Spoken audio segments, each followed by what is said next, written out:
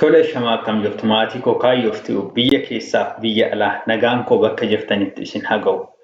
Guyyaa har'aa sagalee gabaabaa afaan Oromoo waliin ilaalla. Namoonni sabiskiraayib hin taasisin deebinee akka wal arginuu fi sabiskiraayib taasisuun maatii ta'a. Namoota barnoonni kun laallatuuf immoo sheer taasisaa. Viidiyoon kun namoota baay'een akka laalamuuf laayik gochuu hin dagatinaa. Namoonni barnootaaf nu argachuu barbaadan lakkoofsa armaan gadiitiin gama iimoo, waatsaappii fi teelegiraamiitiin nu argachuu dandeessu.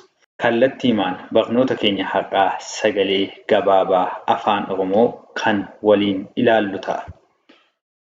Sagalee gabaabaa afaan Oromoo gaafa jennu dubbachiiftuun keenya tokko tokko taatee gaafa argamtu sagalee gabaabaa nuuf uumte jechuudha. Dubbachiiftuu gaafannu dubbachiiftuun sagalee mataashii dandeesse qabdi. Sagalee mataashii dandeesse qabdi. Qubee afaan Oromoo 33 jiran keessaatii kanneen sagalee mataa isaanii qaban 5tu jiru. Isaanis qubee dubbachiiftuu jennee kana dura waliin ilaallee turre. Namoonni yaada kanaaf haaraa taatan asumaan laaltanii darbuu dandeessu. Qubeen dubbachiiftuu afaan Oromoo 5 warreen toora jalqabaa kanarra jiran A, E, I, O, U jarreen kanaa jechuudha. Isaan kun qubee dubbachiiftuudha. Qubeen dubbifamaa keenya immoo sagalee hin qabu. Sagalee mataa isaa danda'e hin qabu waan ta'eef qubee dubbachiiftuu wajjiniin walitti ida'amee sagalee adda addaa gabaabaa 5 nuu kenna jechuudha. Dubbachiiftuu tokko tokko wajjiniin wal bira taa'ee sagalee adda addaa 5 nuuf kenna. Kana jechuun dubbachiiftuun dhufteetu sagalee kan mataa ishii itti kennite jechuudha. Aan sagalee mataasaa baaf kenna. Eenis akkasuma warri kaanis akkasumatti sagalee mataa isaanii danda'an gaafa baaf kennanii baan sagalee adda addaa 5 nuuf kenna jechuudha. Fakkeenyaaf asitti gaasheen kun baa, baa, bee, bee, bii, bii, boo, boo, buu, buu lamaan isaanii akka ittiin dubbisnaa jechuudha. Akkasumas caatti gaafa darbinu caa, caa, cee, cee, cii, cii, coo, coo, cuu, cuu. Daatti gaafa darbinu daa, daa, dee, dee, dii, dii, doo, doo, duu, duu. Faan, faa, faa, fee, fee, fii, fii, foo, foo, fuu, fuu, fuu. Gaatti gaafa darbinu gaa, gaa, gee, gee, gii, gii, goo, goo, guu, guu.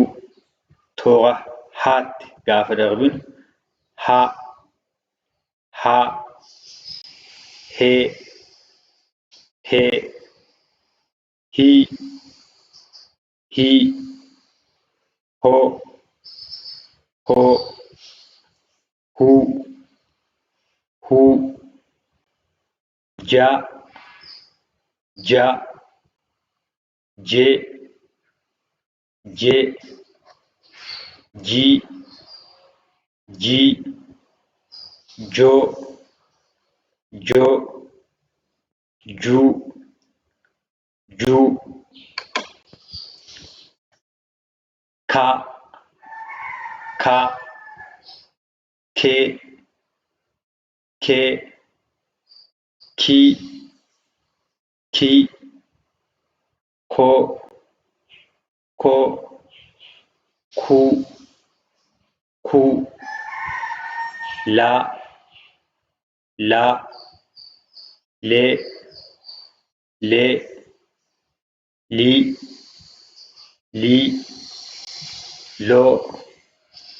lo, lu, ma, me,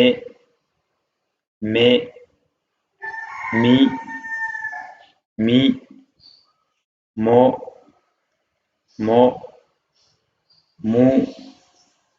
mu, na,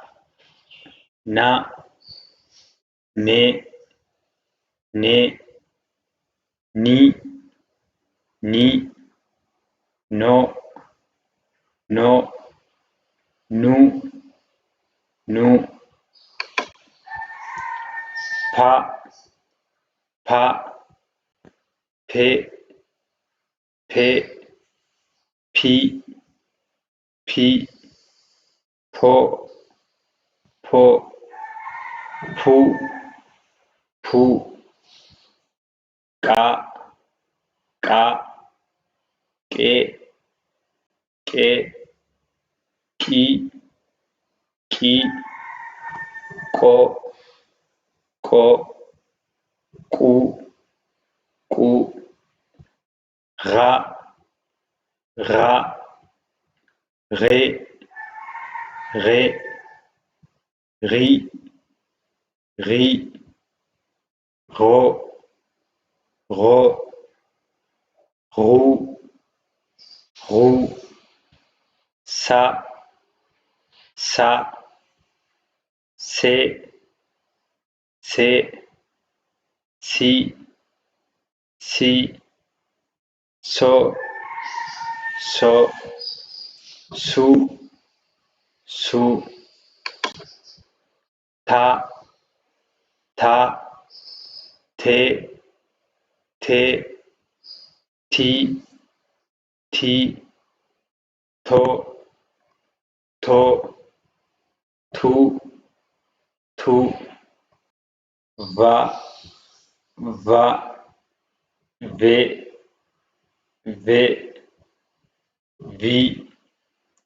vi, vo, vu,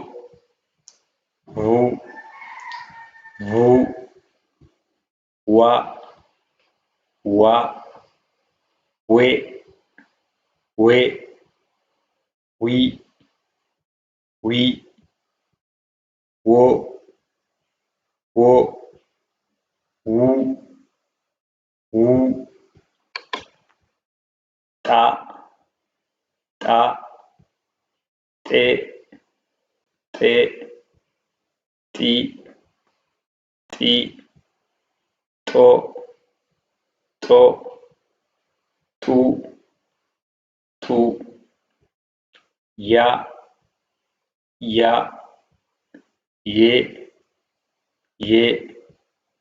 yi, yo, yu, za, ze, zi, zo,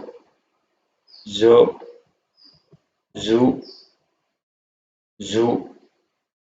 Sagaleen gabaabaa afaan Oromoo kanaa olitti nuti ilaalaa turre kanneen armaan olii fakkaatu.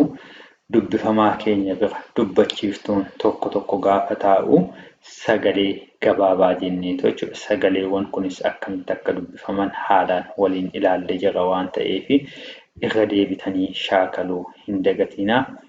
Haga xumuraatti nu waliin turuu keessanii fi guddaa galatoomaa. Kutaa itti aanuuni jechoota sagalee gabaabaa ijaaruu, sagalee gabaabaaf sagalee gabaabaa waliin amma ilaalle kana walitti fiduun jecha sagalee gabaabaa ijaaruu, barreessuu, dubbisuu kan waliin ilaallu ta'a.